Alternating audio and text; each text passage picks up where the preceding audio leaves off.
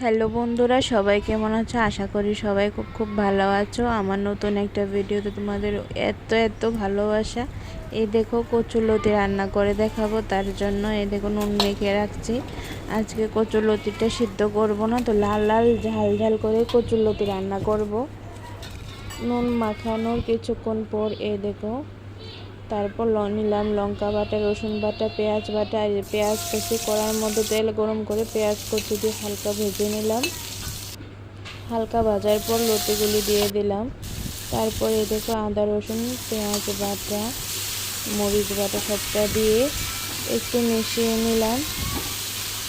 তারপর দিয়ে দিলাম আগে থেকে সিদ্ধ করে রাখা কাঁঠালের বীজ আর হলুদ দিয়ে ভালো করে আর একটু মিশিয়ে নিতে হবে।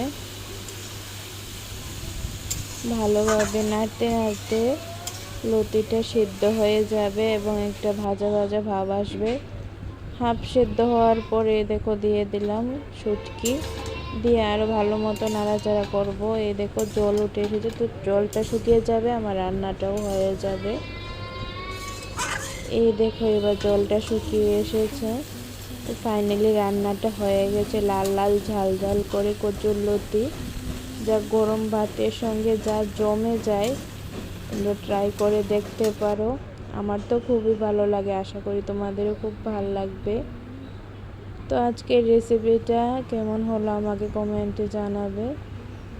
তো সবাই ভালো থাকবে।